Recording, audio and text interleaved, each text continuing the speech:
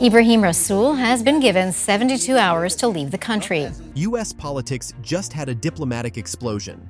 The Trump administration expelled South Africa's ambassador, Ebrahim Rasool, in a move that has taken the media by storm. A decision straight from Washington to Pretoria has shocked the world. The real reason for Rasool's expulsion is juicier than you think. He made the mistake of going after President Donald Trump himself. Rasool thought he could come to the U.S., smear Trump, push racial division, and still keep his cushy position. Washington declared this a big mistake and sent him packing, sending a clear message that the Trump administration won't tolerate anyone who dares to call out the president for his decisions. U.S. Secretary of State Marco Rubio called Rasool, quote, a race-baiting politician who hates America and the president. For making brutal remarks against Trump, Secretary of State Marco Rubio didn't just politely ask Rasool to leave, he kicked him out the front door by giving him a 72-hour ultimatum. So, how did things get this bad? And what does this mean for U.S.-South Africa relations? You might think it of as a diplomatic spat, but this is a full-blown international crisis. If you think this tension came out of nowhere, think again. South Africa's political and economic moves have been brewing for years, and the latest developments have only intensified the rift. It all started with the controversial land reform law, which allows the South African government to seize private land without compensation.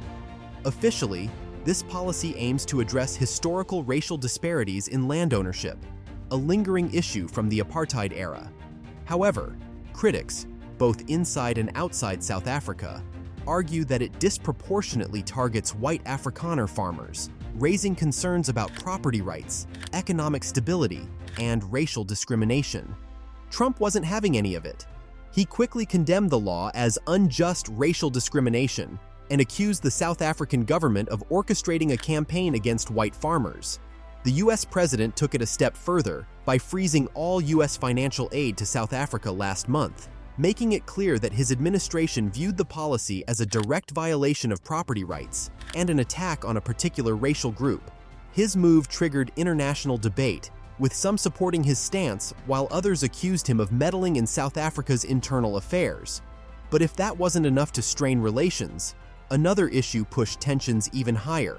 Then came the Israel situation. South Africa escalated its diplomatic stance by taking Israel to the International Court of Justice, ICJ, accusing it of committing genocide against Palestinians in Gaza.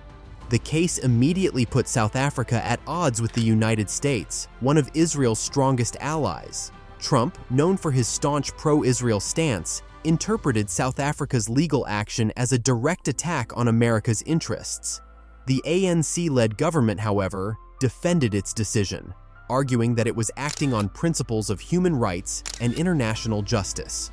South Africa has long positioned itself as a champion of international law, drawing parallels between the Palestinian struggle and its own history under apartheid. Officials in Pretoria insisted that the legal action was not about taking sides in a geopolitical conflict, but about upholding global legal standards and ensuring accountability for alleged war crimes. The move was widely supported by many global South nations, particularly within the BRICS bloc, where South Africa has been deepening ties with Russia and China, two countries often at odds with U.S. foreign policy. I think what Donald Trump is launching is an assault on incumbency. So, it seems like things were already bad. But then, Rasool decided to pour gasoline on the fire with such horrific words. The supremacist assault on incumbency, we see it in the domestic politics of the USA, the MAGA movement, the Make America Great Again movement, as a response. All of this happened during an online lecture on political movements and racial dynamics, a forum where he clearly felt comfortable enough to unleash his unfiltered views on Trump and the MAGA movement. In that lecture, he didn't just criticize policies, but he painted Trump as a leader fueling white supremacy, claiming the MAGA movement was nothing more than a desperate response to shifting demographics. He accused Trump of mobilizing a supremacism and using white victimhood as a dog whistle to maintain power. He even suggested that South Africa itself was under attack because it was the historical antidote to supremacism. These weren't just diplomatic musings. All of this came out as direct attacks on the president and his supporters. And if you know anything about Trump's administration, you know they don't take insults lightly. And this time, they clapped back hard. As soon as those remarks hit the media, right-wing outlets ran with it. Breitbart, one of Trump's favorite news sources, published a scathing piece exposing Rasool's comments. And who saw it? Marco Rubio. And let me tell you, he was not amused. Rubio, always one for a dramatic statement, took to X, formerly Twitter, and went off. And just like that, the decision was made. Rasool was out. To an executive order that was specifically focused on aid to South Africa, saying that that aid would be cut. And the reason that he gave for that was an unhappiness about South Africa's land policy. Trump has been vigilant over his allies and enemies, so he wants to put South Africa in its place. He already cut financial aid, and now with Rasool, Trump is making sure to set an example. He is showing other countries that if you go after him, there will be consequences.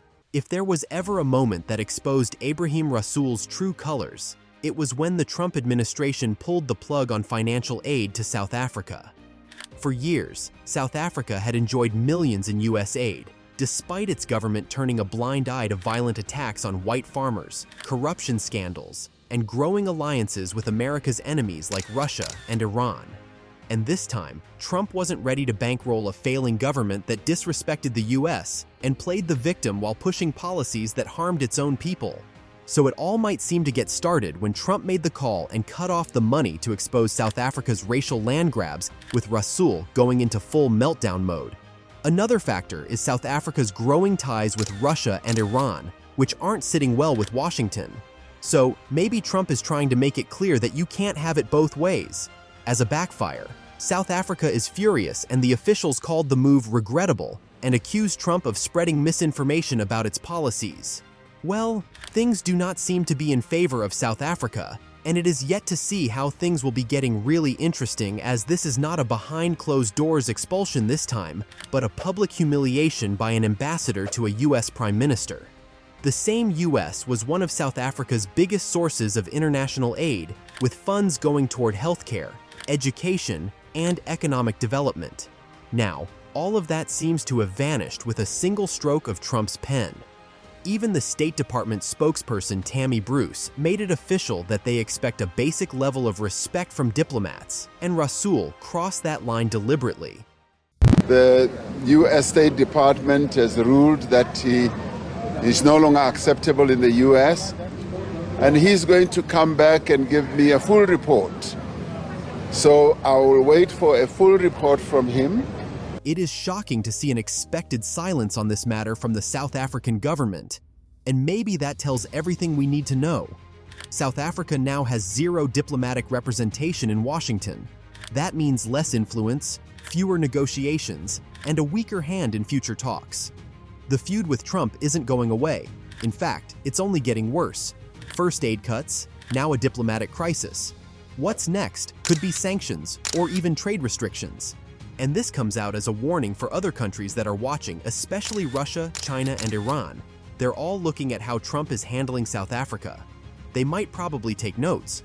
In private meetings, sources say Rasool saw this entire ordeal as an attempt to humiliate South Africa on the world stage. He was convinced that Trump's administration was punishing his country, not because of land reform or racial policies, but because South Africa decided to stand up to Israel, as he was adamant that the moment South Africa took Israel to the International Court of Justice, ICJ, for alleged genocide, Washington turned hostile. And to him, this isn't a coincidence, but a deliberate act of revenge. Now the biggest question is, what will South Africa do next? Do they send a new ambassador and try to smooth things over? Or do they go all in and take an even harder stance against Washington? At the end of the day, this is all about power, influence, and who gets the final say in global politics. So whatever happens next, one thing's for sure. This diplomatic showdown is just getting started. If you want to know more about this, just like the video and subscribe to the channel to stay updated.